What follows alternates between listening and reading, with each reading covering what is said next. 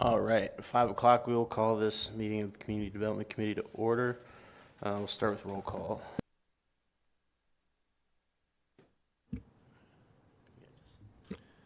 Ryan Shirley, District 13. Carrie Rice, District 5. Jerry Van Zomen, District 18. Sean Anderson, District 2. Supervisor Counter is excused this evening. All right, now we have to do the minutes approval for May and June. Does anyone have any corrections or additions to either one of those minutes? If not, they'll stand approved. All right, now we go to a public comment. I have one from Mr. Bill Peavy on the Wildwood Trail. Will you please stand up, Bill?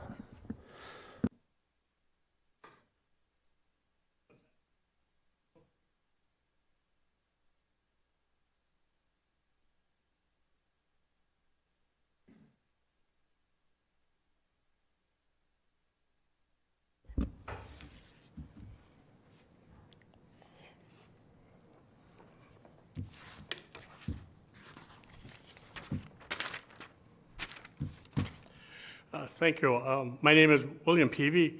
I live at 2530 County Road in Woodville. Thank you for allowing me to speak tonight.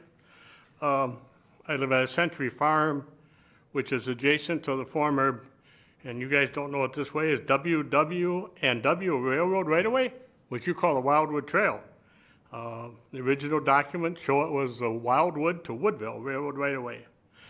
I'm here to ask next month's agenda an update on trail ownership issues be given. A document the county created that I have dated 2/8/23, drafted by Bette Boudreau, shared multiple parcels with deed issues. Landowners have not heard a word about clarification since then. That's over a year ago. And the county, I know, has done a survey since then.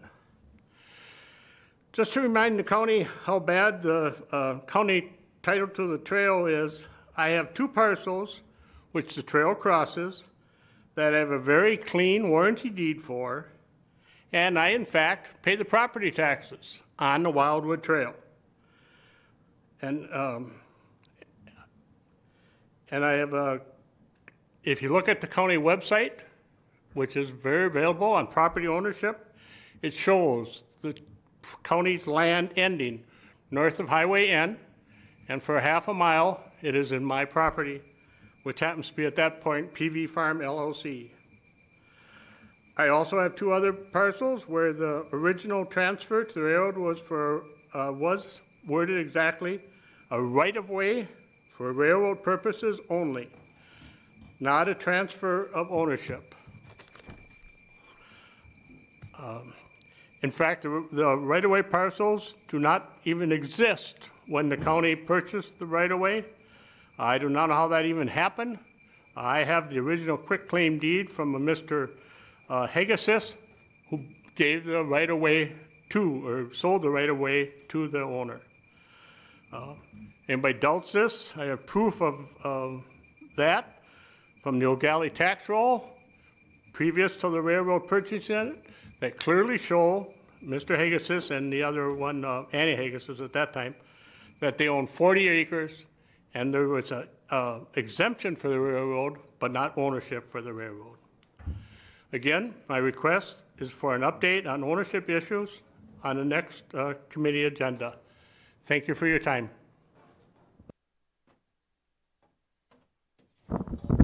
Thanks for coming, Bill. Appreciate it. Do we have any other public comment? No. All right, now we go to the public hearing, amending the comprehensive zoning ordinance, section 4, township 20N in range 17W in Pleasant Valley. John, yeah.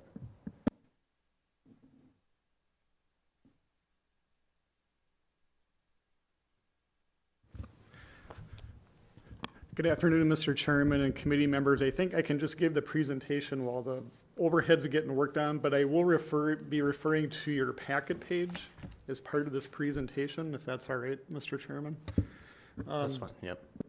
So the purpose of our hearing tonight is for the rezoning at 1699 60th Avenue, and I'm beginning on packet page 12 for your information.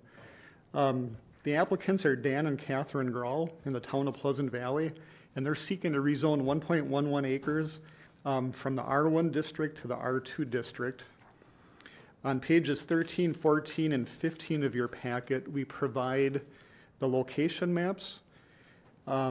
The parcel that this property would be rezoned into is part of the Missy Meadows subdivision in the town of Pleasant Valley, which is more detailed out on page 14.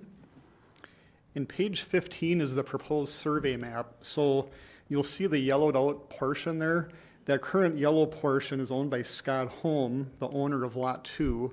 And that 1.11 acre yellow portion would be sold to Lot 1. So the subject of our rezoning tonight is the yellow portion, the 1.11 acres.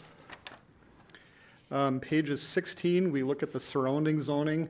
Again, everything in the Missy Meadows subdivision is R2, which means it's part of a major subdivision, which was platted as more than 5 lots.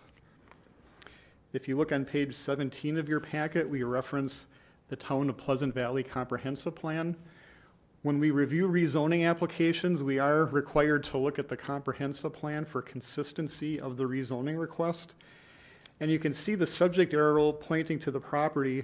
The town guides this property for future rural ag residential and rural residential.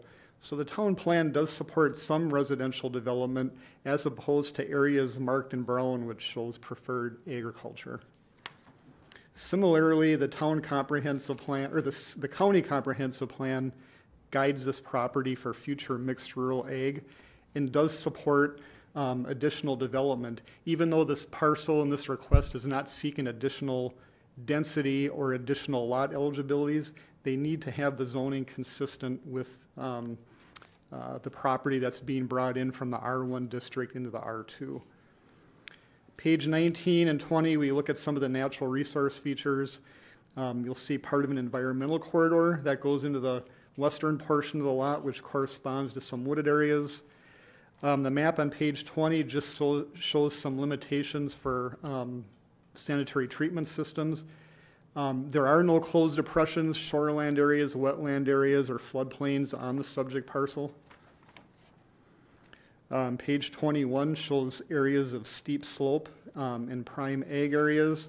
Really, there aren't a lot of steep slope except on the very west portion of this property. Any development that goes into steep slopes, we do have ordinances that regulate and require erosion control and sediment control and things of that nature. Looking at page 22, as part of the governmental agency review, the town of Pleasant Valley did recommend approval of the rezoning at their May 14th town board meeting. And continuing on page 22, we just look at some of the findings. I think they're fairly straightforward. I won't go into any detail unless the committee members or public have any questions. At the bottom of page 22, we look at the applicable statutes that would be required to be complied with, such as the natural resource features, the zoning ordinance, and the respective comprehensive plans. The town also did not disapprove the rezoning request, which is another criteria we look at. And this rezoning will not result in any spot zoning. Bottom of page 23 is our staff recommendation. We would recommend approval of the rezoning request from R1 to R2 based on the consistency of the future land use maps of the county and town comprehensive plan, that the town board itself did recommend approval of the request. The rezoning will not create any additional lot or building eligibilities. And you'll see the new lot line that was created. I can go up after I'm done speaking here, but there is a accessory building that kind of follows the perimeter of the lot line that will still meet setback requirements even with the newly created lot line. And that the proposed use is consistent and can comply with Chapter 15 zoning. We have not received any public comments as of this afternoon from the notices that were sent out or from publication in the Hudson Observer. And that concludes the staff overview. Do you have any questions from the committee? No. Does anyone from the public want to speak for or against this rezoning? Anyone from the public want to comment on the rezoning? No public comment on the rezoning. I'll go to business item 1, amending the comprehensive zoning ordinance in Pleasant Valley. Jerry? I make a motion that we amend the comprehensive zoning ordinance, section 4, township 28N, as it's printed. All right. Ron, Shirley with the second. Any discussion? All right. When we're ready for a vote, all those in favor of the rezoning signify by saying aye. Aye. Any opposed? All right, carries unanimously, thank you. I'll now go to business item 2, approving the town of Troy rezoning from exclusive ag to ag residential. John? So, Mr. Chairman and committee, the next 2 items on your agenda are rezonings in the town of Troy. And even though the town of Troy has their own zoning ordinance and make their own approvals, the county still has to consent and approve of those changes. So the first rezone before you tonight is for a 35-acre property in section 21 of the town of Troy. And we have a location map with a blue arrow pointing to the 35-acre property. It's about 1.5 miles west of the Radio Drive interchange into the city of River Falls. And what we typically look at as staff is just making sure the publication and review processes were met. And we also take a quick look at the town comprehensive plan. And what we looked at and reviewed is that after review and approval by the town board, we did confirm that the rezoning request is consistent with the future land use plan for the town of Troy. The future land use plan within the comp plan shown on the map below designates the subject parcel as future residential, and that is the request that the applicant is seeking to rezone the property from exclusive ag, which requires lower densities, to allow ag residential, and again showing the comprehensive plan with the residential land use designation on the parcel. Again, this is not a public hearing from the county perspective, it's just more of a chance for the board to review and consent and approve to the request. Any questions? Within the packet, we also have supporting documentation, the minutes, the public hearing notice, which provides a little bit more detail. And then we do have a resolution for committee consideration. That concludes the overview.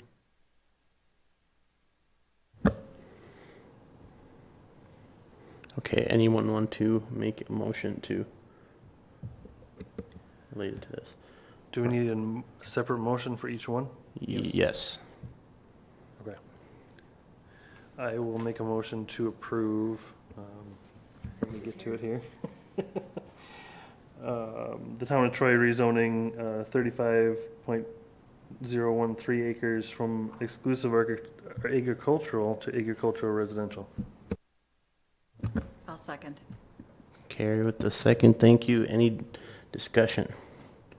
No. With that, we're ready to vote. All those in favor of of approving the rezoning, signify by saying aye. Aye. Any opposed? No. Carries unanimously. Thank you. And now we'll move on to the second rezoning in Troy, business item 3. John. So the second request is to review a 10-acre parcel in section 29 of the town of Troy. On the location map, the red dot is adjacent to County MM, west of the city of River Falls. Again, like the other application, this request seeks zoning from the exclusive ag district to the ag residential district. Again, looking at the comprehensive plan, staff reviewed the request, and it does appear that the request is consistent with the future land use plan of the town. Following this map, you'll see the documentation from the town of Troy with their findings and conclusions that support the rezoning application. And again, this is for 10 acres in the town of Troy. I'd be happy to answer any questions the committee might have. Again, the hearing notices, documentation from the meeting minutes, like the other application, have been provided in your packet just to show the discussion that the town has had. And staff would recommend approval of the request. Any questions from the committee on this request? I will then entertain a motion. Yes, Supervisor Sumrin. I make a motion that we approve the resolution approving for the town of Troy rezoning 10.006 acres from exclusive agriculture to agriculture residential. Thank you. Supervisor Shirley with the second. Any discussion? No, with that, we can voice vote on this. All those in favor signify by saying aye. Aye. Any opposed? Nope, carries unanimously, thank you. Resolution approving text amendments to the Town of Hudson zoning ordinance, Chapter 105. John? Again, the town of Hudson, like the town of Troy, has their own zoning ordinance. So any changes to maps or text, which is the case here, again requires county board approval. And this ordinance change from the town of Hudson is pretty straightforward. Under Chapter 105 zoning, they're changing their code to allow a 35-foot height limit for accessory buildings compared to their 25-foot requirement. They're requiring site plan approval projects in the residential ag and ag residential districts. They're requiring revised submittal requirements. They're requiring a 30-day submittal versus a 15-day submittal timeframe.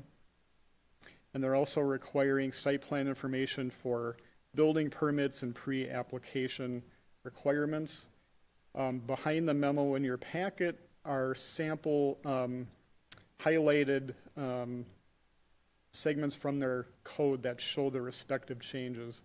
Again, the 35-foot height requirement, the 30-day review period for the town versus the 15, and the other items I just mentioned. Fairly straightforward. These are more administrative in type of requests. So again, the town of Hudson did approve these amendments. They went through their public hearing requirements and are now seeking consent and approval by the county. Any questions? Any questions from the committee? Nope. Anyone want to make a motion in relation to this? I'll take this one. All right. I move that we approve the text amendments to the Town of Hudson zoning ordinance, Chapter 105 zoning. Do I have a second? Supervisor Sumrin, thank you. Any discussion on these text amendments? All right. Yep. All those in favor signify by saying aye. Aye. Aye. Any opposed? No. Carries unanimously. Thank you. Now, thanks, John. Appreciate it. That was a lot of things. Now, UW extension presentation and budget review. Carrie White.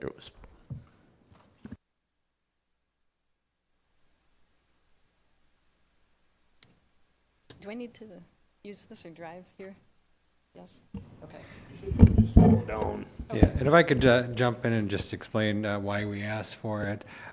So as, you know, the county budgets get tighter and tighter every year, you know, we really need to scrutinize where our expenses are they meeting the county's mission?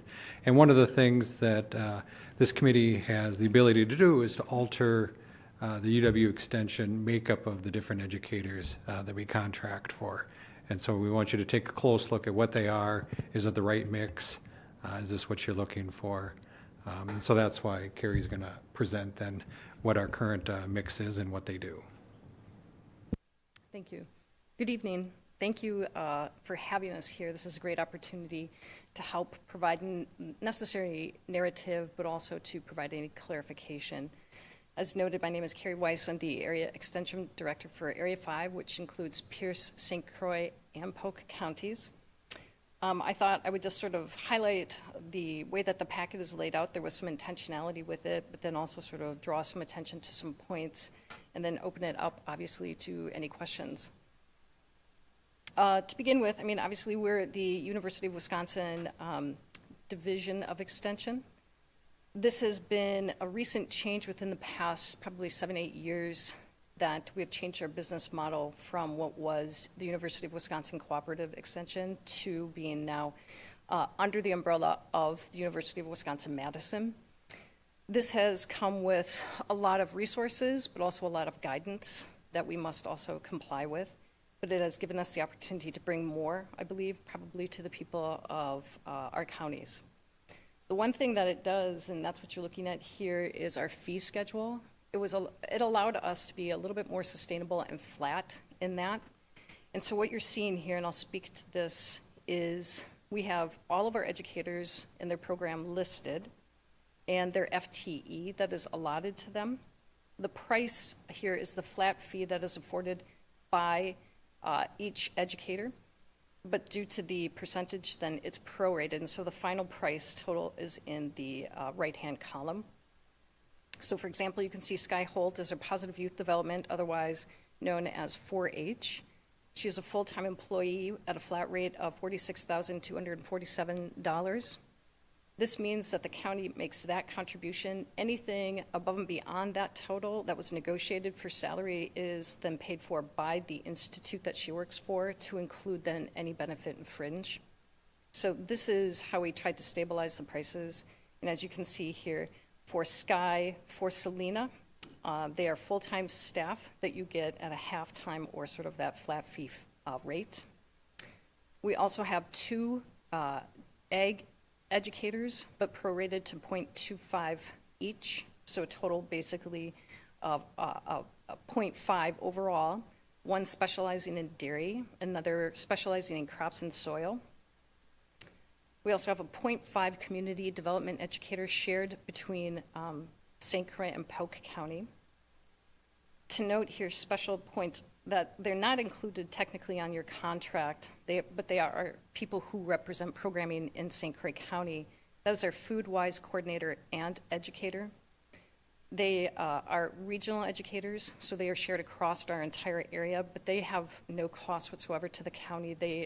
Qualifying communities do benefit from their programming, but they are funded by the federal SNAP Ed grant, and so they are just value added or brought to the communities that can benefit from them. As a result of that, the total contract, $138.71, then with a discount that's afforded to our counties who have more than one educator of $10,000 off. Then we move into our more office support, our outreach support associate. We have 1, and this is fully funded by the county, as well as we do have 2 interns, 1 in 4-H and 1 in horticulture. And so the total contract that we have with St. Croix County is $227,741. Overall, this is where we spend the bulk of our budget. Our overall budget is approximately, if I'm remembering, $255,000, and so all but 10%-ish is afforded to the people that we contract and have working with you. I'll stop and pause if there are any questions about the fee schedule before I go on.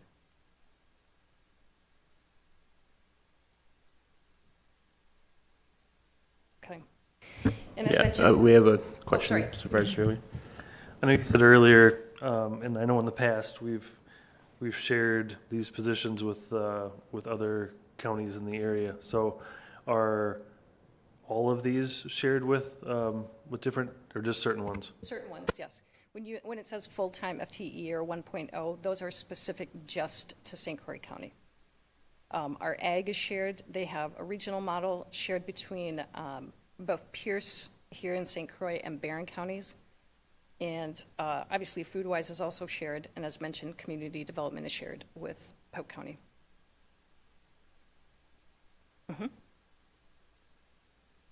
How many participants are in each of these areas? You know, are there hundreds of participants? Are there 10 participants? How much service are we getting for, or is being used Right. for what we're spending? I could speak to in later in the packet, specifically 4-H, I know this much. As far as membership, we have approximately 650 members, youth that are participating in 4-H, with another 150 or so approximate volunteers. As far as other numbers, it's kind of program specific. Our educators go out and perform, various programs at various events. The amount of attendance, but then, or otherwise, the different platforms that we use. There's podcasts, newsletters, media, et cetera, that's also being offered. And so the entire amount of reach, I don't have that specific number on me tonight, but I do have it for 4-H. I guess I wasn't concerned about 4-H, but some of these other programs, I'm just wondering how many listen to the podcast, how many pay attention to it, how many actually have contact. That's what I'd like to see. I think we could definitely provide that information. Others right now? I think we're okay, yeah, for now. As mentioned, there was a great deal of attention and intention by how we constructed the packet. So I guess we wanted to walk through our first one with a little bit more detail and then just highlight some other points. The first educator that we named here is Selena Freimark, who is a part of our Health and Wellbeing Institute. She is at a 1.0 or full-time staff member here. What we have next is sort of the overview of, as I call it, the elevator speech. What does she do and what does the Institute do? In sort of synopsis, Selena and her institute help to make the community well. They focus on community wellness and overall health. You can see that then, therefore, it's very aligned with these particular county board strategic plan goals. And so, therefore, she's doing a lot of support and supplement of the county plan. She does it through these specific program offerings, and this is a snapshot of what she's currently doing. So if you've ever participated in any of these programs, or if you've heard of them, these are, again, what she's currently involved in. I then did ask the staff to highlight things that are of importance that they deemed either a highlight to themselves personally, professionally, and or to the county. And so then we move into the table where it names specific programs that the educator thought were important and imperative for the committee to know. For Selena, you can see the community wellness that she's addressing, for example, suicide prevention, working with UWRF with their recent tragedies, practicing the pause, resiliency, and care of that nature. She also does a lot of workplace wellness, and so you can see she offers that in the form of Strengths Finder. She is trained and available to provide that. Planning ahead. She was actually a pilot, a statewide pilot for this program, looking at how to plan for, obviously, life events. And then working now to create a multi-county resiliency network so agencies could come together and sort of have a community of practice or share in how to grow that resiliency. The next section, and I thought this would be a great opportunity as well to name not only Selena's work that she has focused on here in St. Croix County based on the needs that she has found, but also the Institute. What is the Institute also generating in programmatic support? What are the other things that you can potentially access? And so we have sort of a short list here. Some of these are statewide programs, for example, Covering Wisconsin, which is about how to look at health insurance and support for folks in our communities. But there are other programs here, among others, that if those were of interest, this would be a great opportunity, once again, to sort of look at, review, and ask for those. But then Ken did point out that he would love to have, or ask to have, testimonials that could be offered to speak to the work that our educators are engaged in. So this is included not only to name the quality of their work, but also the partnerships that they're engaged in. And you can see, obviously, someone like Selena is very established. She's one of our more tenured members. And so she has a great sort of depth of partnerships that she has formed. And these testimonials speak to the work that she is offering. This is how the packet was intended to lay out sort of what we're doing, what kind of opportunities you can participate in and engage in, as far as like feedback, et cetera, but also hopefully to shape up, likewise, how we are aligned with the efforts of the county.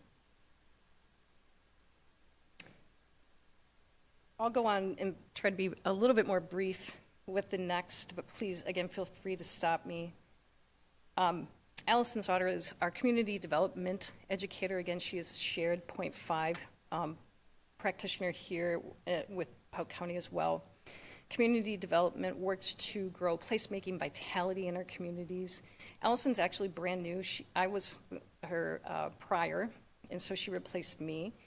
But she is very connected in the community. She's also from the community. She is a community planner by trade. She's done a ton of work prior to this position in the community and is very established as well. The Community Development Institute has 3 program areas: local government, economic, and then what Allison does, which is organizational and leadership program. And so you can see that with community development, since she is supporting the growth and placemaking and vitality of community, she's actually very aligned with the strategic plan. She does, just whatever it has been, I think about 8 months into her placement, she does have quite a bit of training. That's another great benefit of working with UW, is that we do invest in our staff. And so therefore, she has these skill sets that she can bring and volunteer to our community as of right now. And she's also very much become steeped in the community with a lot of work. You can see here she works with nonprofits. She does a lot of fund development. She's working, to grow networks, create toolkits. And a big ask that has come up is support in grant writing. And so right now, this is sort of a snapshot of where Allison is, but I really look for this to grow as she becomes more advanced in her career with us. Again, the statewide programs that you could also access through the community development. And then even in her short time, she does have a testimonial and relationships already grown. Next, I move into our ag. Ryan Sterry is our dairy specialist at 0.25, excuse me. Ryan's specialty area is on reproduction and how to create a better overall health of an animal and then hopefully your herd. And so therefore, you can see his alignment as well as some of the program offerings. Ryan is also, he does a lot of support and programming of other areas that likewise help and support that animal. So he's not just completely pigeonholed into reproduction, but very, very specialized and knowledgeable in that. These programs are specific to what he, and highlights, I should say, are specific here to St. Croix County, but also some state work that St. Croix County residents can have access to as well. And that's where you then get some of his eval data that shows what he has been able to accomplish with his programming. Remember, too, he is shared across other counties, and so this 0.25 is probably reflective of the programs that he has here. Becky actually is also brand new. Today is her anniversary with us, a 1-year anniversary. She is a crops and soils specialist, and I'm trying to remember specifically what she says her training is in, but I believe she's either biologist or physical scientist. And so she really likes to focus on soil health and how it can help then the overall production of crops and so forth. These are some of the programs that she has offered here in St. Croix County. And I think the point to really note here is her testimonials and partnerships in just 1 short year.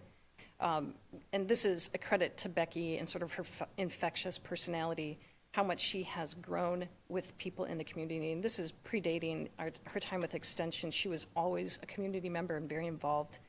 But when you see the testimonials speaking to her quality and who she's speaking with and speaking for her, I think that's pretty, that's something to be noted. Food-wise, this is, again, a free service to you, again, aligned to your efforts. And ultimately, what Katie is doing for us, because we did have a resignation of our educator just recently, is she works very closely with our food pantries. She works very closely with other organizations to sort of promote healthy eating, healthy choices, healthy food choices. She works very tirelessly to prevent food scarcity in our community and so forth. And so you can see, again, some of the audiences and program areas that she's involved in and those specific partnerships. Highlights, and again, testimonials and partnerships, key. And then finally, our last programmer that I'll speak to is, of course, our 4-H, which I think is sort of one of the hallmarks of Extension. It has a lot of legacy. Noted here in red, again, 650 youth, 140 adult members that support. Overall, 5,823 volunteer hours that support the community.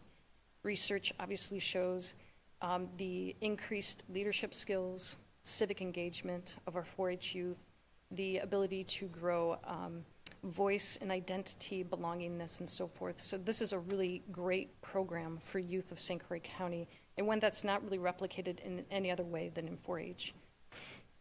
The other key point that I draw your attention to with 4-H is there's local programming that is offered, but then likewise, we have kids going to national events, state events, national events, and there's even international programming. This then is typically afforded to them at a very reduced price to be able to go to those programs, have additional learning, receive additional training, et cetera, but just different experiences at a very affordable price. And last but not least, also on our contract is Laura, who is our Outreach Support Associate. This position was crafted and created probably about 3 years ago. And in that short amount of time, Laura has become integral in our office. She is the glue. You can see here what kind of tasks Laura participates in, but essentially she manages office, she manages our business, she manages our materials, et cetera. She also does programmatic support, and according to the Institute 4-H programming, 0.4 of her time must be afforded or recommended to be afforded to the 4-H program in terms of all of those same duties, communications, et cetera, so as to keep the program afloat. So all of that to 4-H, then to the rest of our office, to include then support to things such as our overall area communications plan. Laura does a lot. This is us. Questions?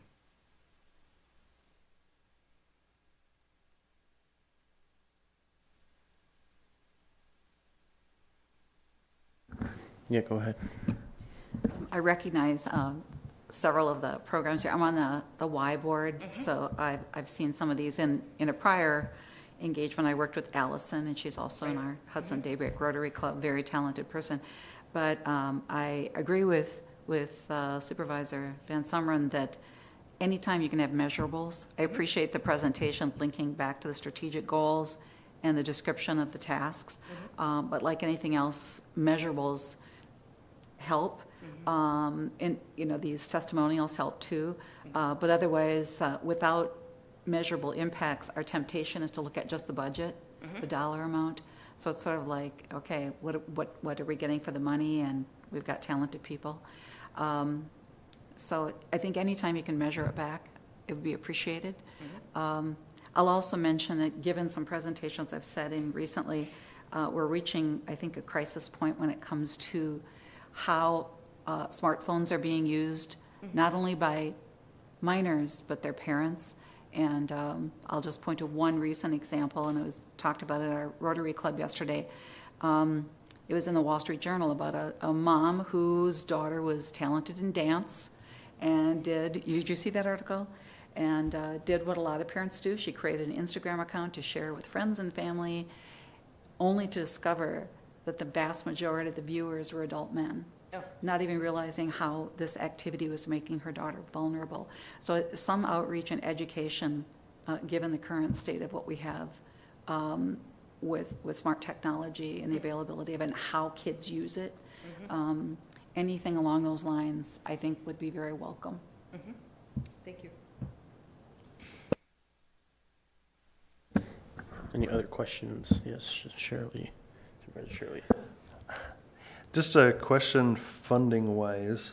In some of these testimonials and partnerships, you talk about different groups like Hudson School District or Western Wisconsin Health. Are they participating in funding with you as well, or is? No. Okay. This is the county contract with us, and so therefore you are the people who fund our educators and then allow them the opportunity to work with your communities.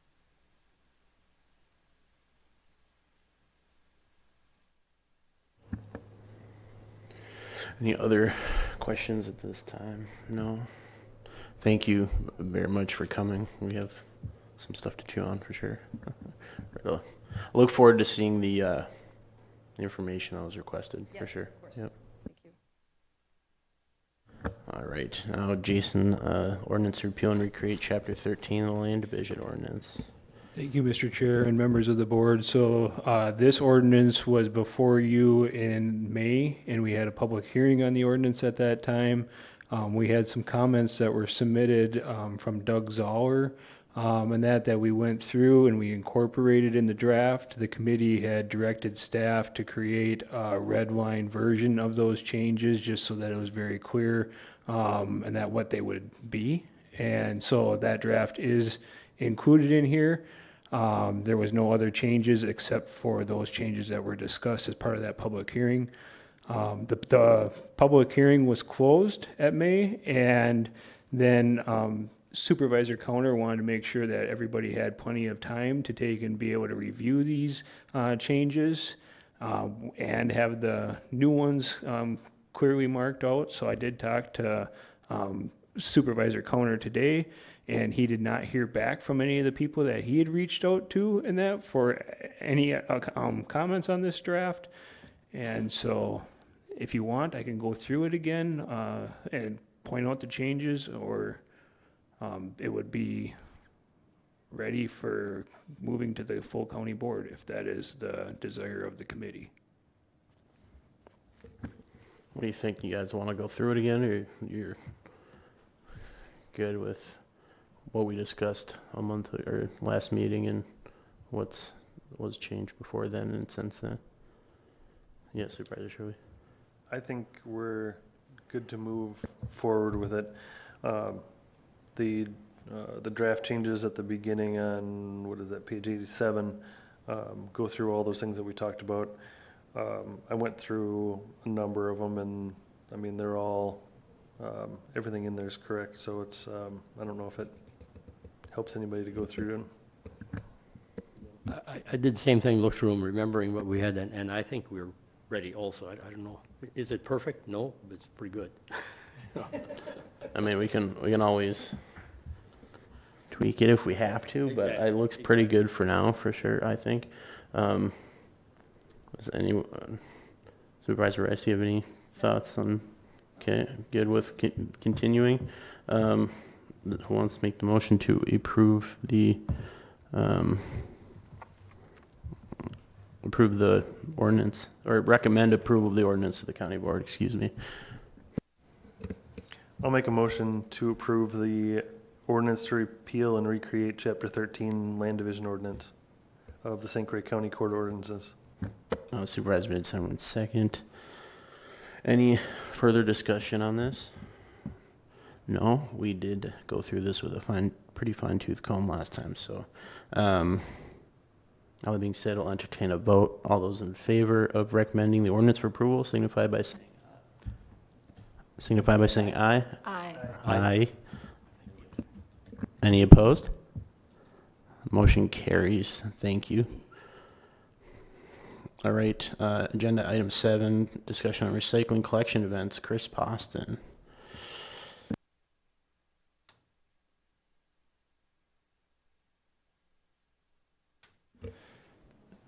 So I can just fill the committee in again. This was put on the agenda because Supervisor Counter wanted to hear kind of about how the program is funded and about some of the new events in 2024 because of the free electronic collection event on May 7th was such a huge hit, or there was a big need, and people in St. Croix County took advantage of that event. So. Good evening. My name is Chris Poston. I'm your recycling specialist. Thank you for having me back again. I was here in January just to kind of give you an overview of the recycling program within the county. So tonight, as Jason said, I'll give you a little more detail about our events. First of all, I just want to give you an overview of how our programs are funded. There's 2 programs that I work with. One is the recycling one, and the second one is our hazardous waste. So our recycling program is funded with a DNR grant. It covers 100% of the recycling program. Every year we get approximately 195 to 199,000.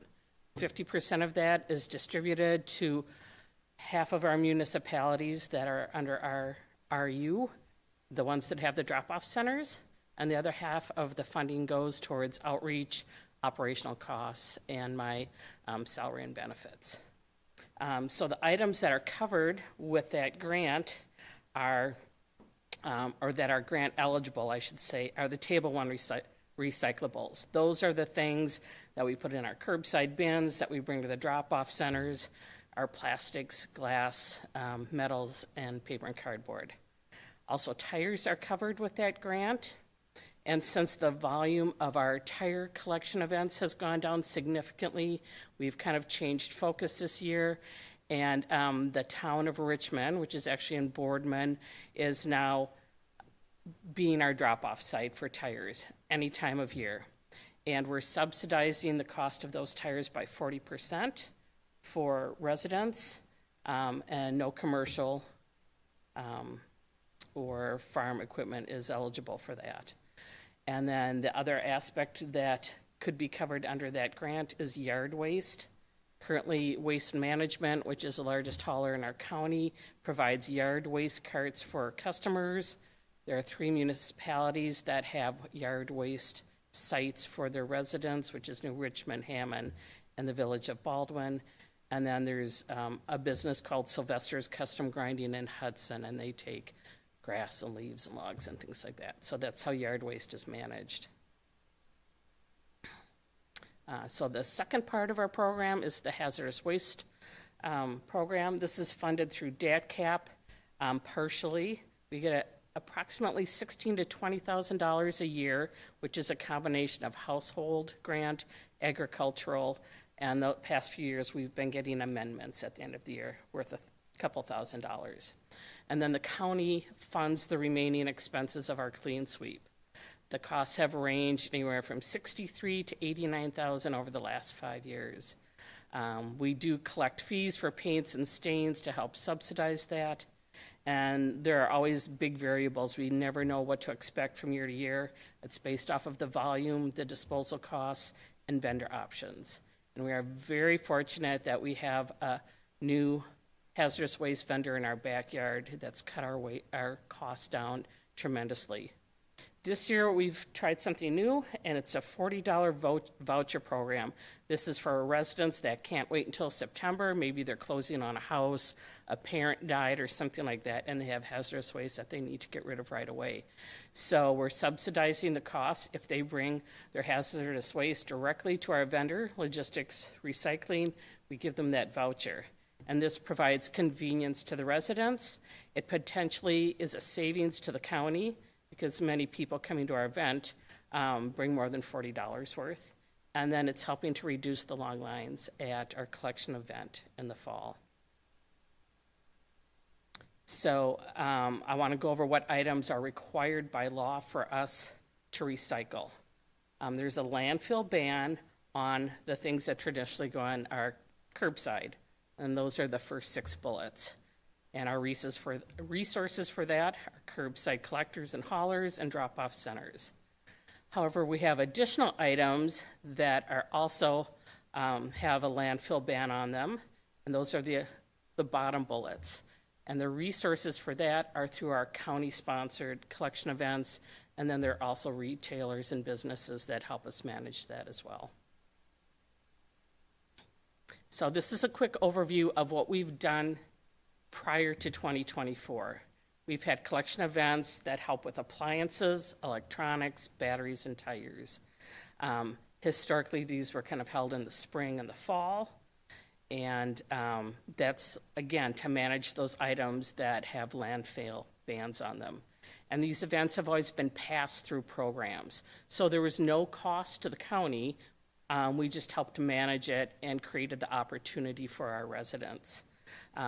So the county would find the vendors, which provided their own staffing, and they would take care of the disposal and the recycling. We'd manage the promotion and the event itself. And then we would work with our municipalities as hosts, and we would have 3 different municipalities in the spring, another 3 in the fall, just to make it convenient and fair to all of our residents. And the residents would cover the cost of the recycling disposal. I know it's kind of tiny, but just a quick overview. For tires, back in 2019, we collected over 84,000 pounds. Now we're down to 25,000. And I'll kind of speak to that in a little bit. Electronics, up until this year, so this is just through 2023, averaged like in the 20 to 25,000 pounds a year. And appliances have taken a bit of a nosedive from 83,000 down to 65,000. So what we have offering new for 2024, and this is what kind of started this whole conversation, was we had a free electronics collection event in May. And it was huge. It was far beyond anything that we could anticipate. We collected over 100,000 pounds compared to what we were collecting 20 to 25,000 pounds a year.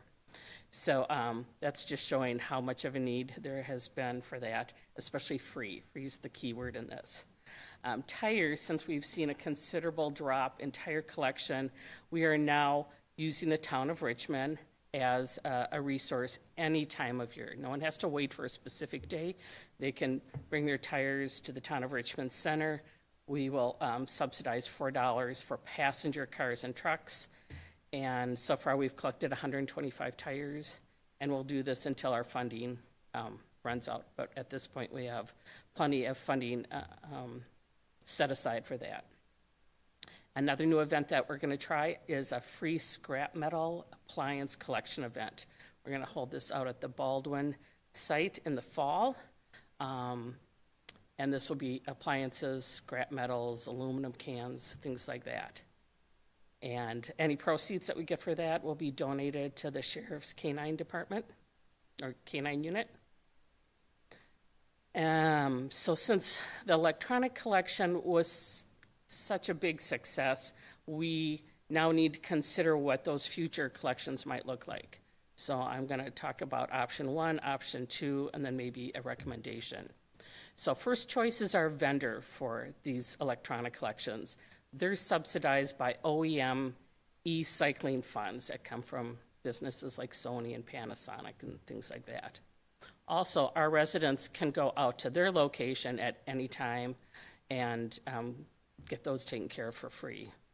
So option 1 is to continue with annual events, where it's no cost to the county, no cost to residents, and this is not intended for businesses. The vendor provides staffing for the events, but in the fall, we also had maybe another 7 or 8 county community development staff members that helped with it because it was just so overwhelming. We had to use the sheriff's department for traffic control because it was backed up for, someone said 3 miles. And First Choice has said that they cannot provide any more than 2 events a year for us. It was very taxing on their staff. They only do weekdays, and they struggle sometimes to find enough staffing. So we can continue with the annual events. We have a few challenges with that. Option number 2 is to open a permanent collection site. Now, the city of New Richmond is going to open a permanent collection site either late summer, early fall. So I think it will be interesting to see how that plays out and where their challenges are and things like that. But based on the volume at our first collection event, First Choice strongly recommends that we establish a permanent recycling site. So some of the things that would be involved with that is there'd be an enclosed container and the disposal costs, which would be covered by First Choice. They can get grants for that. It would require St. Croix County staff as a presence, not necessarily to unload, but just a presence on the site. Unstaffed drop-off sites have a track record of contamination, and we would have to consider the inevitable contamination and what we would do with people who end up dropping off couches and inappropriate things. How are we going to dispose of it, and where are the funds coming from to cover those? There's also a mobilization fee to switch out containers, so that might happen once a month, might happen twice a month. And then there would be site logistics. We would have to invest some money in fencing, locks, lights, signs, security cameras. So my suggestion is that let's learn from the city of New Richmond and see how their program works as a permanent site and learn where their challenges are, what sort of staffing they need. They're going to have it at their public works site, which is already fenced in. They already have staff around there, and we'll see what kind of volumes they collect and things like that. And that will also help reduce what we're going to collect if they're taking care of their own residents. Other collection events and programs that the county has. On this Saturday, we're having an appliance and yard equipment collection event. Again, we have 3 municipalities that are helping to host this, and residents pay $10 for most items that will be brought to this event. I also want to stress that year-round, the town of Richmond, with their center, which is actually in Boardman, their recycling center accepts appliances, yard equipment, electronics, tires, along with those bulky furniture, mattresses, for residents any time of year. So I think, unfortunately, not a lot of people really understand that that's available to them. Fees apply to that, but it's always an option. They also will take scrap metal for free. Other things that we're doing to help promote recycling for our yard waste, assisting with the composting of yard waste and organics. We sell the compost bins and collection pails. We just kind of finished with a big push on that. We've sold over 400 of those since 2019. And we also offer portable recycling bins for special events. Anyone can rent them for free. They just have to leave a deposit. And these are used for town festivals, graduations, sporting events, things like that. Here's a little historic overview of our recycling program, and I've done it for the past 5 years. Obviously, our population is continuing to grow. Our collected tons has grown, but has kind of leveled out over the last couple years. The amount that we have gathered from our collection events, such as for our electronics and appliances, has dropped down. But as I had shown you in the one of the earlier slides, a lot of that is from tires. There was a big decrease in tires. Our hazardous waste has gone down, but in 2019 we held 2 events, and now we've just been holding 1. So I think that is the main reason for that decrease. The pounds per person that St. Croix County generates is above the state average, and that has been pretty level, and the Wisconsin pounds per person is pretty stagnant or level as well. Our grant funding has stayed very similar over the last 5 years. The eligible expenses that our munis report to us have gone down. We've worked pretty hard with them to try and get rid of unnecessary costs and making sure that all the expenses that they're reporting are actually appropriate for the grant. We have a little increase this year just from 1 municipality. And then the payout to the munis has also decreased. I was told that had to get under $100,000, so we've worked hard to do that and still find the best way to support all of those, the little recycling centers in the munis. And the county expenses have increased, but slowly over the year. The last thing I just want to talk about is our solid waste resources, because I think sometimes solid waste and recycling, the ideas of what to do with that can get a little convoluted. So I just want to clarify that solid waste disposable costs can't be funded with any of our DNR grant funds. Often municipalities will hold cleanup days for their residents, and that's to help manage the furniture, the mattresses, the big bulky things that don't fit into trash bins. We have resources on our A to Z recycling and disposal guide on our website to help residents find, appropriate resources of what to do with these items. And some of these include always calling their local hauler. There are things like Gorilla Dumpsters. There's the GFL transfer station out of Roberts. The town of Richmond's center is the gem that helps everyone out with everything. Pierce County also allows our residents to go down there if it's anything that's a fee, the big bulky items. And then we have a number of junk removal companies in the county too that can help with these items for people that, usually the elderly, that can't transport them and they need someone to come to their home. And then lastly, I always try to encourage people to try, if their items are still usable, instead of throwing everything into landfills and trying to get rid of them, trying to share their things with other people and give them away. Reuse, repair, and think before you buy. So that recycling is actually much further down the line of what to do with our things. So that's all I have for you tonight. If you have any questions for me. Any question? Yeah, Supervisor Shirley, go ahead. Last time you were here, you mentioned that a lot of our residents in the different municipalities aren't recycling as much as they probably should be. I'm curious why most of our haulers have our recycling bins that are significantly smaller than our other bins. Because I know every 2 weeks when we have ours picked up, ours is completely full and over the top. But you know, if they provided ones that were a little bigger, it would be nice. Many haulers do have multiple sizes for their recycling bins. So you could always call your hauler to see if they have a larger size available. And I don't believe there's an additional charge for that. But I'd love to hear that. Go ahead. Yeah. I think you know what I'm going to say, don't you? I might. I don't know. So, yeah, Chris is aware that my Rotary Club sponsored a lithium battery recycling event. And we were really quite surprised at the turnout. We'd never done this before. We did it in front of a fire hall because our fire hall was concerned about people throwing lithium batteries into their garbage, which can be a fire hazard. Right. And it's happened with the crushing and things. So we held that event with a small amount of publicity and had a big turnout.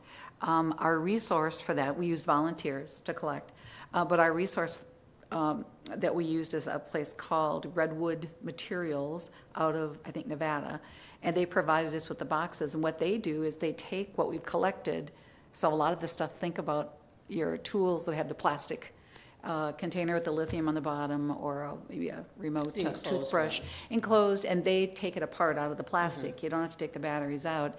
And so they sent us the boxes, we packaged it up and shipped it out. So I'm wondering if that can be something that can be added to your hazardous waste collection. It clearly is a hazard, and I thought I saw earlier that batteries are not supposed to go in landfills. Absolutely not. So yes, then, because yeah, of the people fires just that you either mentioned. collect them or something. People often put them in recycling because they know I should recycle these, but that's not the right channel for them. Trash obviously is not, because the crushing, again, causes fires. And as we learned through your collection event, because we had many conversations about, we have resources in the county for battery recycling, but the ones that are enclosed in a product and can't be removed are where the challenges are. And so that's something that can certainly, we can look into that. I think storage, you had it for a weekend and then it was shipped off versus having it stored somewhere for a while and then shipping it off. There would be some safety concerns with that. So. Yeah, but the supplier not only gave us certified boxes, which we could ship by UPS, but each battery had to be contained in a special Ziploc, so that the connectors wouldn't join. Yes, yeah. But yeah, I think it could be really a nice service. Yeah, I would be happy to look into that further, and I have talked with our hazardous waste vendor about those enclosed items, and they don't accept those. So, but your Redwood vendor is certainly someone that's a good solution to it. It would just be a matter of trying to figure out the logistics about where that collection spot is, making sure it's safe. And then, I could certainly manage the mailing of that and whatnot, but, All right, thank you. yep, absolutely. Any other questions? Nope. Okay, thank you very much. All right, we are gonna skip agenda item number 8. Supervisor Counter's not here, and that's kind of something he's very, I'll say, invested in. So Ken, what we've all been waiting for, to steal your thunder with the financial report. It's in the packet. It goes through the month of May. A couple of things, again, that I watch every month. Register of Deeds fees. So we're at $400,000 compared to the same time last year. We were at 331. So we did come in a little bit under budget last year, but we're projecting probably more on track then to hit pretty close to budget. So that's a good sign. The other one then is parks fees. So that one's lagging where we were last year. So we're at $96,000 for parks fees, and last year we were at $163,000. So we'll have to keep an eye on that one, see if that's a trend, or maybe it's just been a wet spring or something. I think you have to cut down the rain. I think that makes camping a lot more enjoyable, and picnicking also. We'll assign that to one of the staff. Yeah. Well, the weather's been a little strange, so yeah. Those are the main things that I'd point out, but I'd be happy to entertain any other questions that you may have on it. Any other budget questions? All right. Then we'll move on to consideration of the capital improvement projects. Yeah, so the entire capital improvement plan is in your packet. I'm only going to focus, though, on the highlighted ones. Blow this up so you can see it a little bit better. So when we look at the projects, a couple of things to point out. If it has a red dollar amount next to it, that means that the dollar amount has changed from the prior year. And on this one in particular, this Glen Hills campground infrastructure, it's actually gone down. And then if the project number, like these last two down here, are red, that's a new project. You have not seen this project before. So it's the first time that it's showing up on there. So just quickly to go through the projects, parks equipment, that's routine, that's like vehicle replacement. It's mowers and gators and UTVs, whatever it is that they're using to maintain the park system. Park driveway maintenance, that's kind of routine. It happens every few years that we invest some money into that. Bike ped plan and with the loop trail and Willow River. The good news on that is we have received funding for phase 2.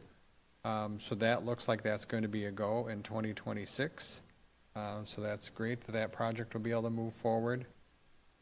The Glen Hills campground infrastructure, again, I mentioned that one, that we drastically reduced the dollar amount. Do you remember what it was before, Jason? I don't remember. It was 1.6 million or? Yeah, so the Glen Hills, and that was 1,680,000, and that was for 9 camping cabins.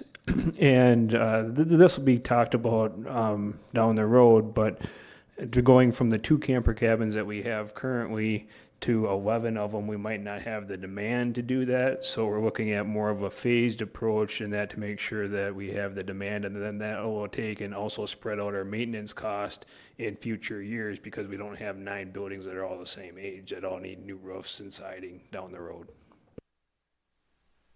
Yeah, go ahead. The bike ped plan, Yeah. so the 950 is our total cost. We're actually only going to have 20% of that, right? Correct, yep. Yeah, and I'll get to the bottom, I'll show you the revenue offset for that. Yep. So on the cabin infrastructure, the main thing there is reduced scope. Jason's taken a look at it and looking at it from a little bit different perspective to come in a little bit slower impact.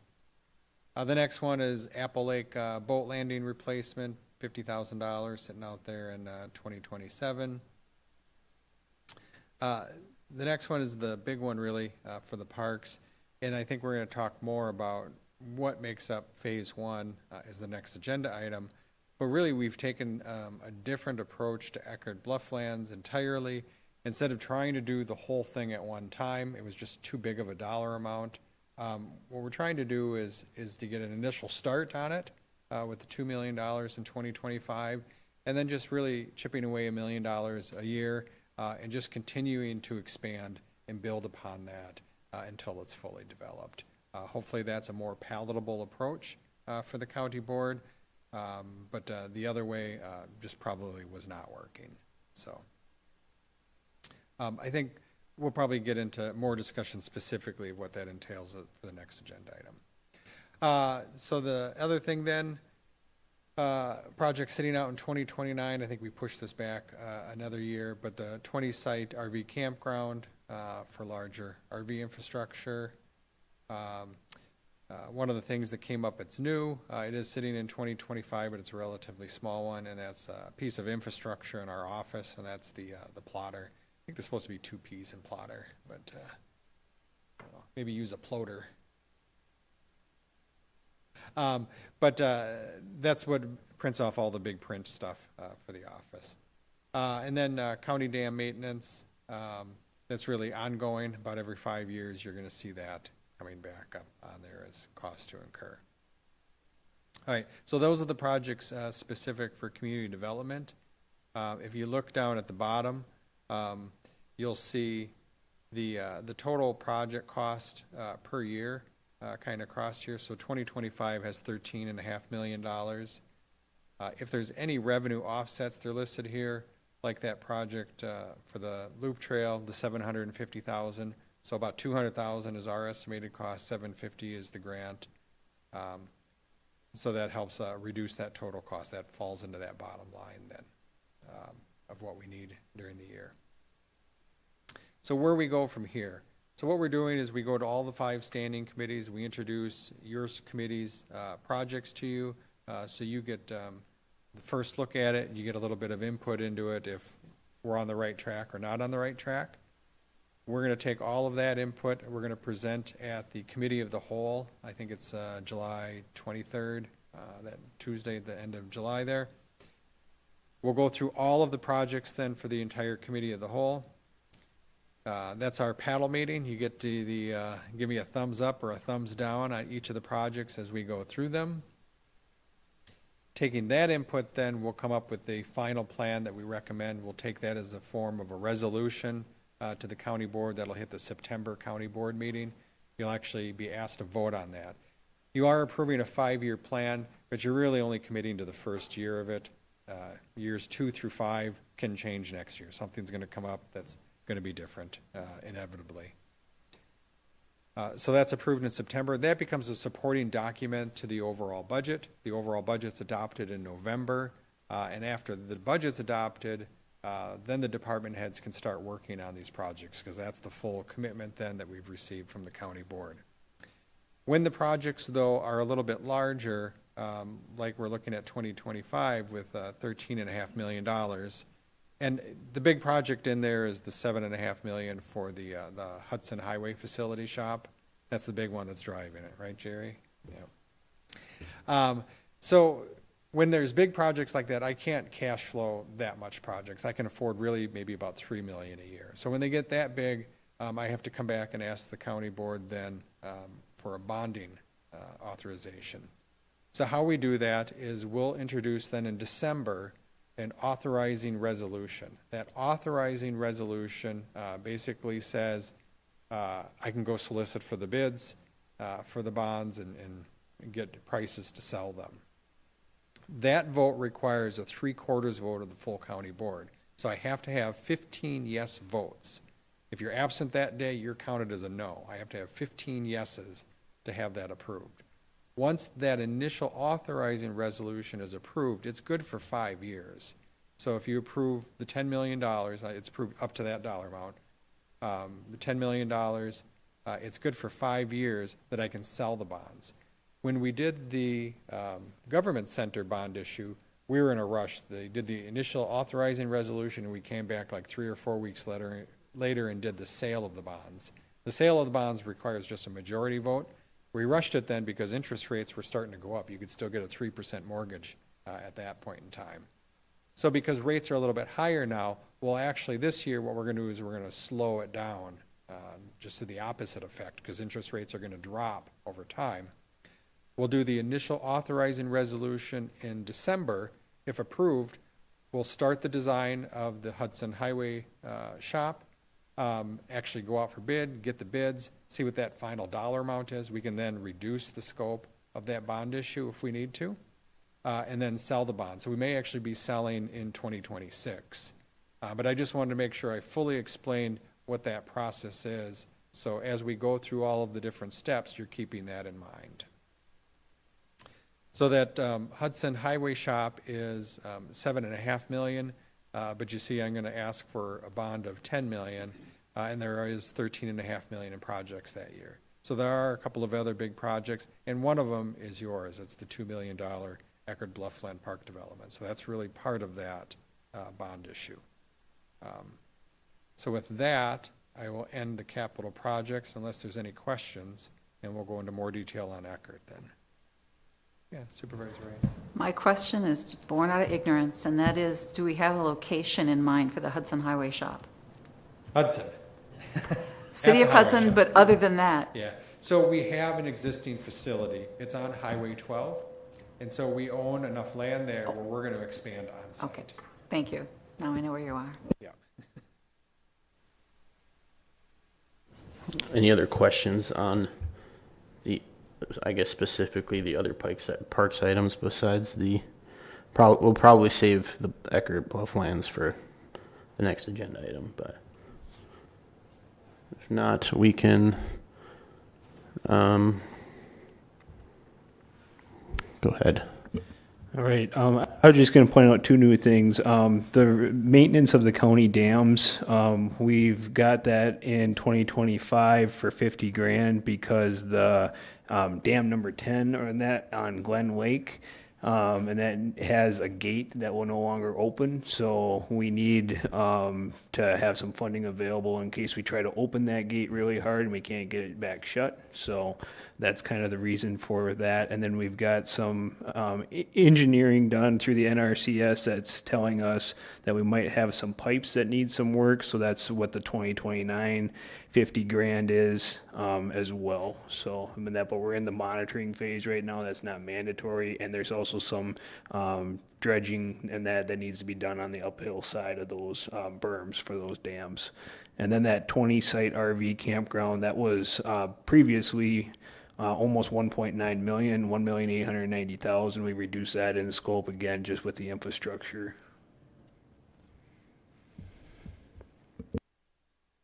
Do you need anything from, any type of motion from us, Ken, or? I don't have to have a motion from you. Really, if you're disagreeing with anything you're seeing in the plan, you Paddle day? request that we change it now before we get to. Oh, sure, yep. Any disagreement with the park part of the plan?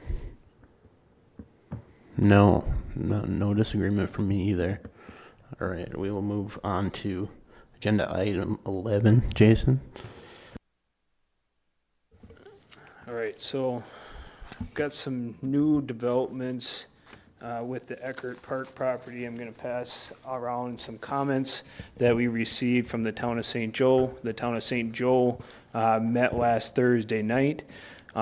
They've really got two comments in that are related to Eckerd Park development. Number one has to do with the proposed cul-de-sac layout and extending it farther to the north so that property owner doesn't have as long of a driveway. And then the other request that they've got is to do a meeting with the neighbors in that around the area with the updated scope. And so since we've met before, this map is very similar to what the committee's seen in May. We just took and refined it a little bit and made some notes that like the pavilion and the bathroom and the entrance building, playground, sports field, or whatever that really entails, would all be conducted later on as funding permits, and maybe we can get grants for a lot of those improvements. But basically, when we look at this, we'd be trying to go in the existing River Heights Trail from the old Highway 35. We would take and improve old Highway 35 so that we would have a safe access onto new Highway 35, which would generally be a Type C access point in that for the DOT. It's what we're thinking that we can get approved. Basically, it's just got flared approaches. And then that improvement of old Highway 35 would also allow the bike trail from the Highway 35 corridor that we've been applying for grants on to be able to connect into the park. And then there would be an entrance station there, and then it would go on and to more of a centrally located parking lot on the property that minimizes the amount of tree removal on site. The trail up there in blue would be part of phase 1 in that for 2025 construction. And the blue trail going straight to the north off the parking lot there, that would be kind of like a main corridor trail. It's going along some hardwoods and some softwoods, and then it goes along the top of a bluff there on the north side and wraps around to the bluff along the St. Croix River. That's all mature hardwoods, and you have some good views and that throughout that part of the trail. And then it cuts back through the evergreen planting there, and then it opens up back into more of our prairie field. That whole trail was originally included in the master plan as being an ADA accessible trail. And as part of phase 1, we would take and just leave that trail gravel. And our highway department would be able to construct that trail for us using their trucks and stuff because it's all pretty level terrain. Then Supervisor Coner had mentioned in that working with the Army Corps or the Army troops and that on building a couple of swing bridges as an amenity out there besides a trail. So the next loop there is kind of that yellow trail segments, and that has 2 swing bridges that go between 2 ravines and that are quite steep on both sides back in there. Then as far as phase 2 or further down the road, a trail that could be developed would be the red loop. And that kind of has the same kind of mix of trees and plantation pines, but it starts out, goes up along an open farm field.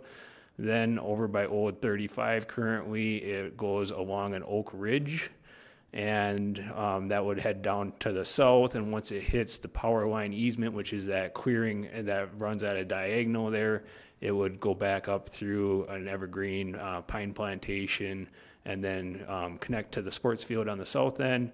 And then there is about 10 feet of grade change in that between, like, say, the sports field or the power line easement down to the parking lot. So there would have to be like a switchback trail in order to connect there.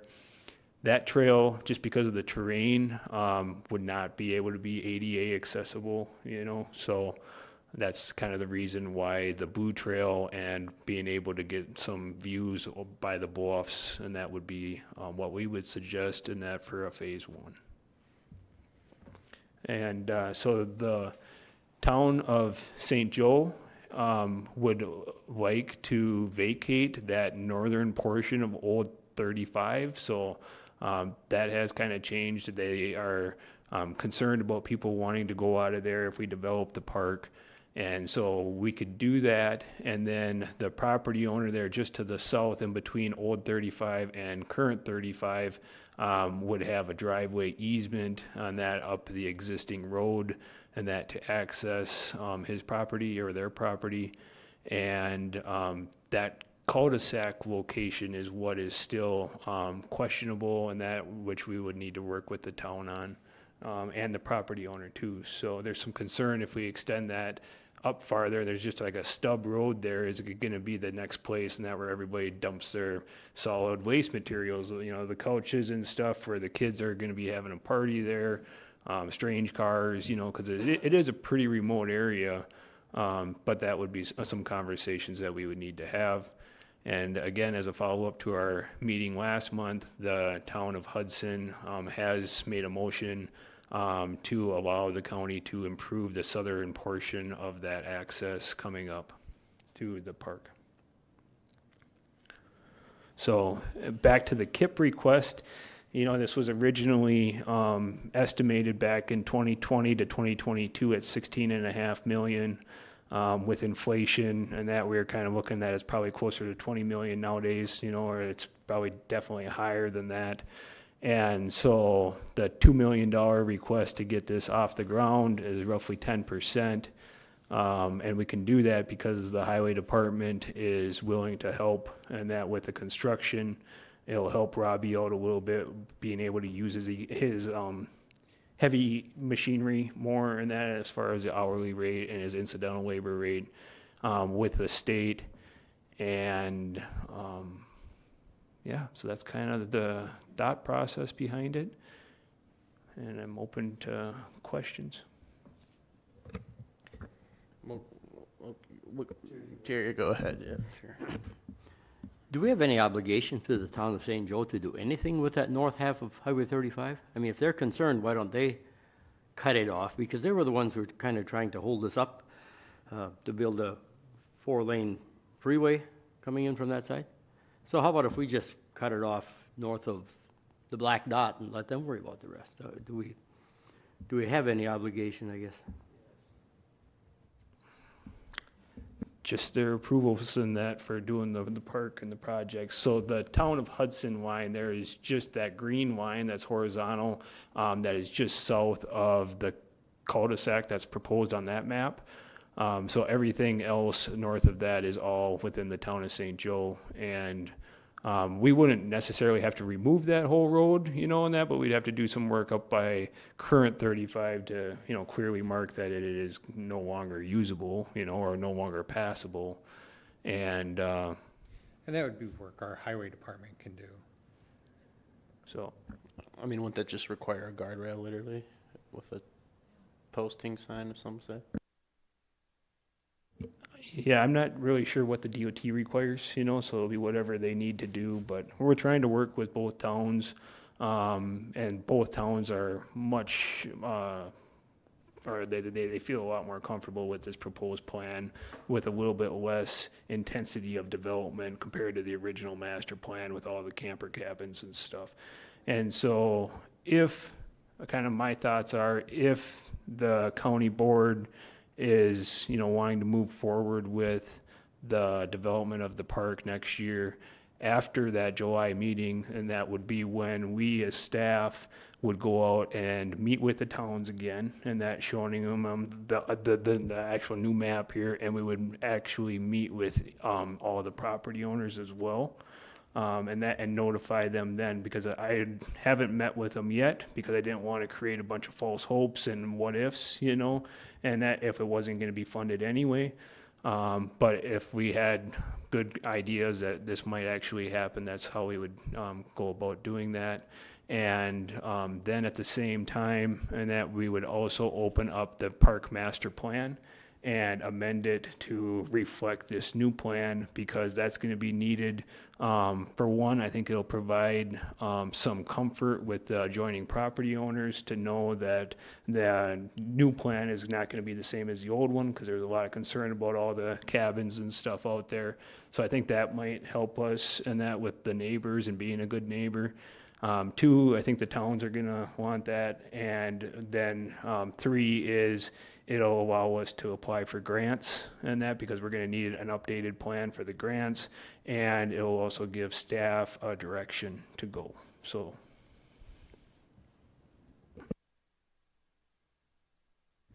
Supervisor Shirley, go ahead. A couple questions.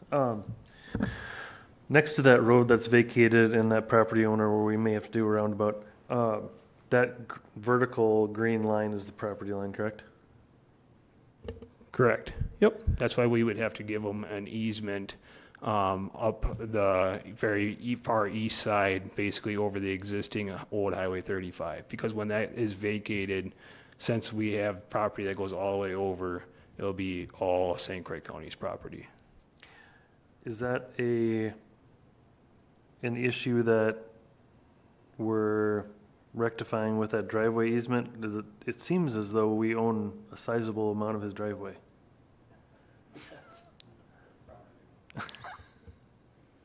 Right. And that would be a good thing for him to work with us on and clear it all up Right, as part of that easement. right. So with the new overall plan, we're not planning on any camping out there? That'll be up to the committee and ultimately the county board with that new master plan process. So, and we would do that master plan update in-house, because a lot of it's just gonna be reducing the overall scope of the project. And what I would say to that is that 5 years or 10 years from now doesn't mean that you can't decide you'd like to take that next step. It doesn't, what we do today wouldn't preclude that from changing in the future. The land's not being used for something different, so it would still be available for that. But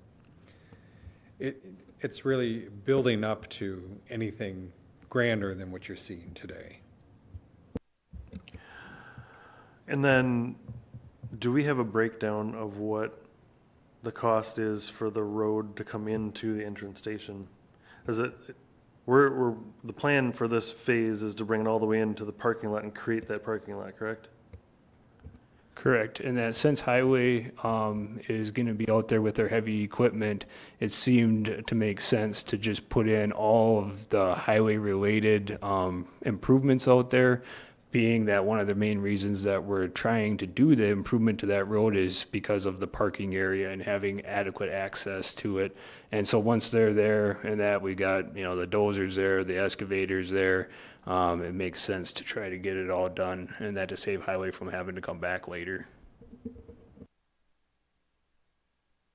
As far as the cost estimate though for that project, and that Robbie asked me and I'm like, well, let's just wait, on that to know what the actual cost is to do it. And because it ultimately depends on the scope and how much trail we want to do too.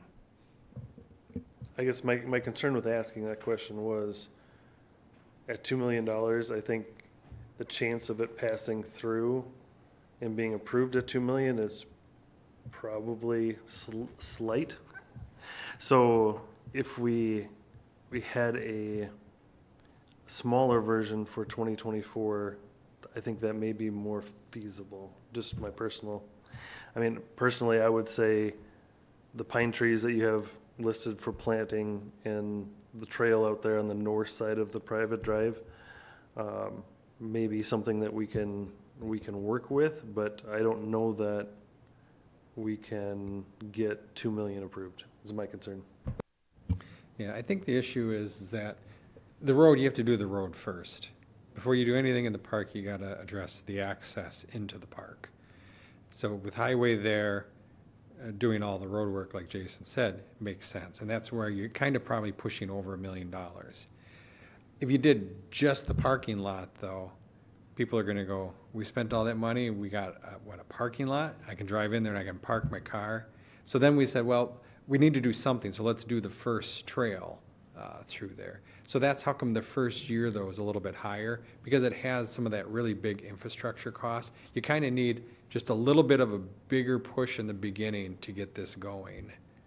And so that's how come we scaled it back from 16 million to 2 million, because we thought that seemed more palatable. I mean, in my perspective, the big change is going to kind of speak for itself. I think most people will recognize the need for the larger initial investment, but that's just, anyway, I meant to call on you next on my apologies. No problem. I've heard from some cycling enthusiasts concerns about the traffic congestion and safety of bikers and things. I don't know how feasible this proposed idea of some sort of pathway underneath the highway, but I can only imagine that that's more expensive. But people are really concerned about families cycling out their kids next to Highway 35 or parents with a little burly in the back. So anything we can do to address that, I think, is welcome. Sure. So That would be where the old Highway 35 access is on the south end of it. The design was done by SEH, and that which was our consultant and engineer on it, and it is set up in that to have RRFBs. So those are rectangular rapid flashing beacon signs. And so there's very similar to like the schools right out here on the road, where there's a pedestrian diamond up on top, and then there's that flashing beacon sign and that with the buttons and stuff for crossing on both sides of the road. It's a very expensive crossing type, and that relatively to not having anything there is between $60,000 and $90,000 just for those signage. And that versus a tunnel, which was very, very expensive. And when you have a tunnel, you have risk for vandalism, and you need to provide lighting in that tunnel and that full time. And that too, because it would be dark, and then in the middle of the road, it would still be dark even in the middle of the day.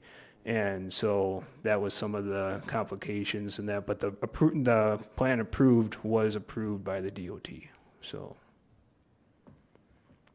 I would guess we could also reduce the speed in that area for that short thing, like they do in school zones also, without pushing it a lot. Yeah, it's a state highway, and that'd be a good question for Robbie. I don't know. Yep.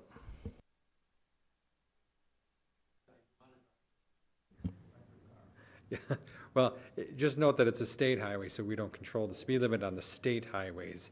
We'd have to have state approval for that. So not to say no, but it's not our decision alone. Right. However, with that on Highway 63, north of Baldwin, where the Christian school is, they put flashing lights up and reduce the speed limit when children are present. So, and they did that.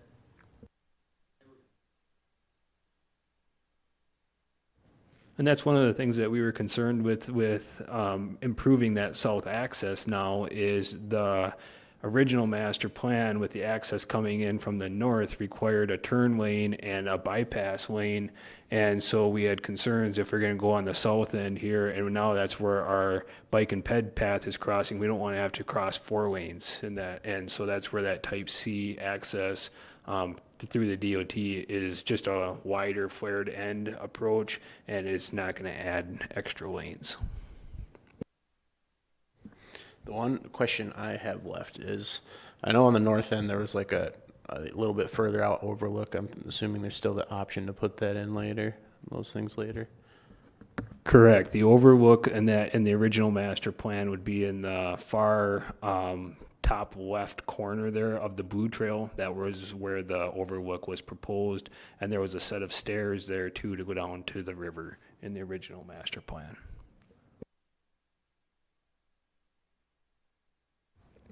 One item I forgot was you were talking about the swing bridges with the Army help that Scott was talking about.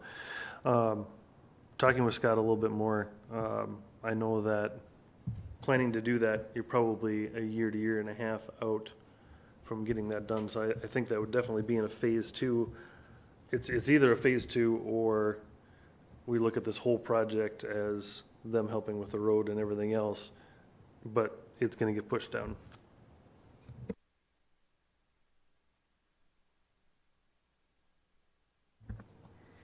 Any other thoughts on the park plan? On the Eckerd Blufflands part? No. Okay, with that, we can go on to item 12, discussion on goals and objectives of committee members. So we typically do this at the start of each term. Our first meeting was our very first meeting was, 5 minutes. Our first official, or I guess our first regular meeting was pretty dense already. So we're going to be, generally we just go through and see what committee members' goals are for the 2-year term. We'll start there. Supervisor Shirley, I don't know if you want to start. I can start, sure. Goals, first of all, I'll say Jason in your department has done a great job at going through our ordinances and I'm sure everybody else knows that the plan is to go through all of them and get those all resolved, which they desperately do need. So thank you for that. That was one of my things on my list that we definitely wanted to tackle was Chapter 15, as far as a number of other ones. So that said,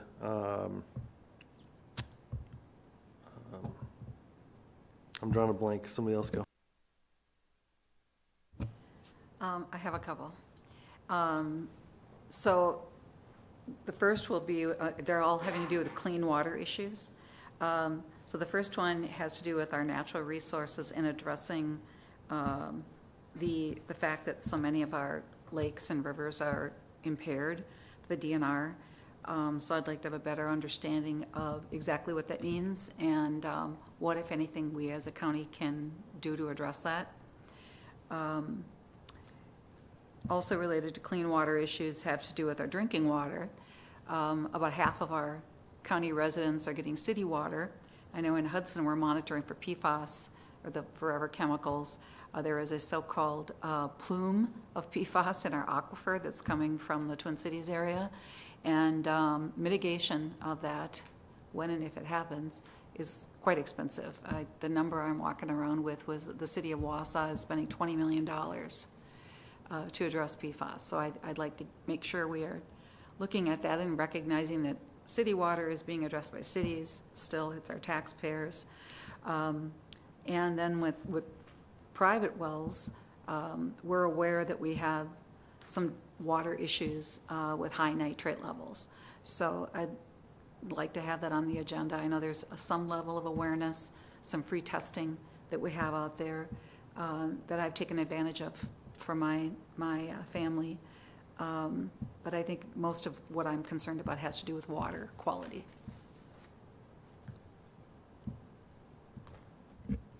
Well, I'd like to see us keep pushing park improvement, especially Glen Hills Park, and the boat landings also. I talked with a lot of people who are fishermen, and I'm not, but they're concerned about them. I think Pine Lake is going to be updated this year. I think that's a good thing. So I think that's part of it. We hate to let any of those fall into disrepair because then the expense to bring them back is quite high. However, I'm also concerned about spending money, and one of the things that I've questioned and other people in my area have questioned is all the bicycle trails. And they would like to see some numbers as to how many people use them. And I would like to see them too. And then figuring out that number of people, if we didn't maintain bicycle trails or build more bicycle trails, what would be the tax? What would happen to the taxes? How much would they be lighter than they are if we continue to build bicycle trails? The people I talked to said if they were given a choice between another bicycle trail going into the Hudson area or lower their taxes, there would be no question in their mind what they would vote for. Lower taxes. So I think we have to be concerned about that. You know, we're looking at a very small part of the county here in Eckerd Bluff, in the bicycle trails, compared to the other people who pay taxes too. I know the population is here, but the population is there also. So but that's what I'd like to see, kind of keep an eye on that expense and be able to explain that expense.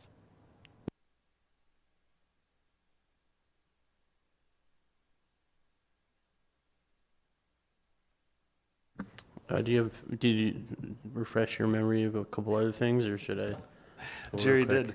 I know we've talked about it before, Jason, in a previous, probably a year ago, but I'd like to really explore that the bike ped group building some kind of private-public conglomeration that they can create, just like we do with the snowmobile club, where they're able to either fund or take care of existing trails or kind of explore that a little bit more.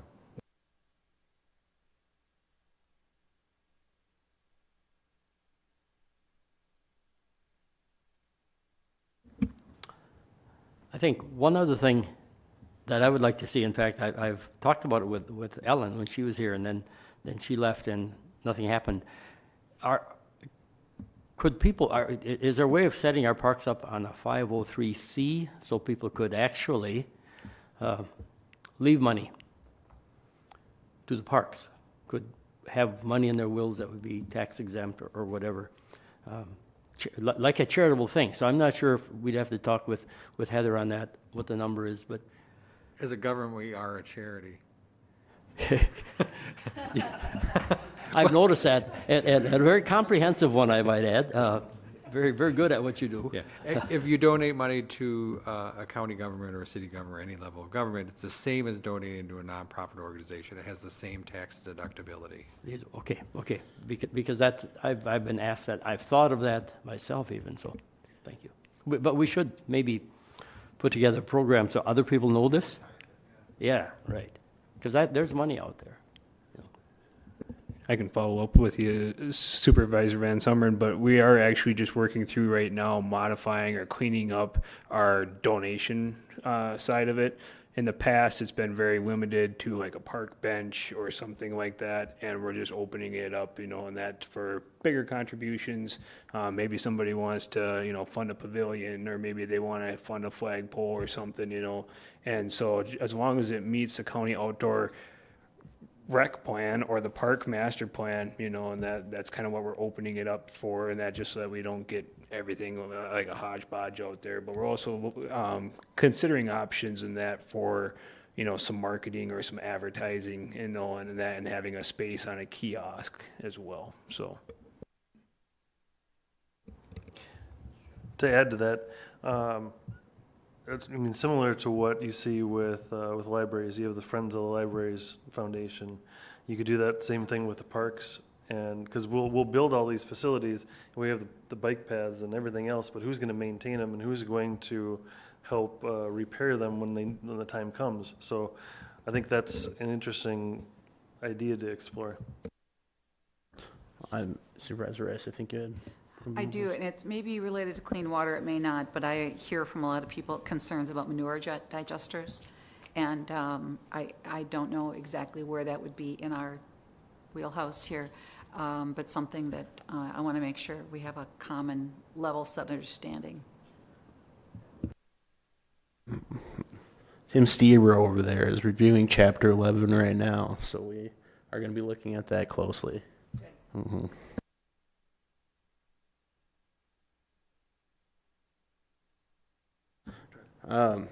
My goals are I want to see something on Eckerd Blufflands, as you could probably tell. But also, to very much monitor clean water, review Chapter 11 is important. I think just the whole going through all our county planning and zoning related ordinances is critical, and I appreciate all the time we've been putting into it and the consideration that the members of this committee have been giving to them, and obviously the staff time that has been spent for going through these with a fine-tooth comb. And obviously, Chapter 15 will take more than 2 special meetings, as we discovered in the last one. I was hoping for 4, but at the rate it was going, it might be 5. But we'll schedule those as the months come up. Anybody have anything else for this?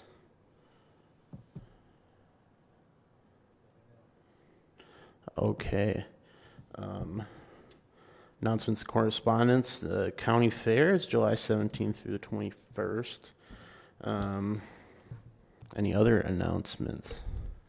I've got a little bit of an update, Mr. Chair. Yeah, go ahead. Yep. So last week we had a pretty good week, and that as far as grant-wise, as the email that I sent out to all the county board members, and that we were successful in obtaining phase 2 of the TAP grant for the Highway 35 Bike and Ped Trail. That grant was funded for $754,000 and change, and the estimated project cost is $943, and so that would be the county's contribution. So John did a great job submitting that application and being successful. John also submitted a reallocation, and that for TAP grant funds for phase 1, and we were given a new state municipal agreement, an SMA, for the extra funds. And so the original cost estimate was much lower, and our bids came in much higher. And at the January county board meeting, the county board authorized an additional $335,000 in funding for the project. And if everything is approved and that at the federal levels with this TAP grant reallocation funds, we could see as much as $396,000 and that back towards our project. And so the county board may be rewarded very well for pursuing the project. Tim and his team applied for the TRIM grant for the Kinnickinnick watershed, and we were noticed in that by the DNR that our project has been selected for funding. It won't be confirmed until October, but that is $525,000 as well. So those are all kind of what's going on. And then Supervisor Van Summeren, and that you are correct. The Pine Lake Park was a grant that we submitted to the DNR for the recreational boating facilities is what the title of the grant is. And so we're asking for $174,000 for those improvements. That's a 50-50 cost share, but we would use our normal park budget to cover our share of that cost. And then we've also been drafting a sport fishing pier grant for Pine Lake as well. That's not due till October 1st, but we've pretty much got it done. And so you'll be seeing that come before the committee in one of these few months. That's a small grant. It's only $20,000. So for the dock, that's all I have. So you and your team have secured, was that just under $2 million then in grants here just recently? Right. So the team did. So, yep. So it's a good thing. And John Hilgers also submitted a carbon reduction grant the other day for a partial phase 3 of the Highway 35 bike and ped trail, which would go from County Road V up to Big Guy's Barbecue. And so the estimated cost on that would be $1.2 million, and that would be an 80% cost share on that phase. And then the final part of phase 3, we're still trying to evaluate which is the best route in that and the least cost, because the Highway 35 bridge going over 64 would have to be widened. And so there's a significant cost to go that way versus maybe staying along 64 on the south end to go over and connect to County Road E, which we already have the bike path, and then we already have the bridge with the bike path going over 64.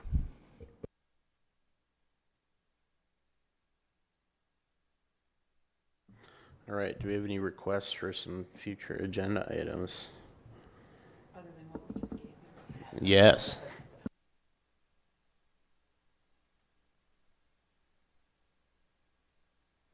Yes, go ahead. I'm Supervisor assuming Schmidt. we're gonna add Wildwood as a Yes, agenda item, right? yes. Yeah, the only thing I ask on that one is maybe not next month, but we have the pending court case right now. We're due for a decision from the judge soon, but, you know, if it hasn't come out yet, I'd prefer to wait, because that'll be the definitive information really that I think Mr. Peavy would be looking for. So, but I do, future agenda item, just maybe not next month.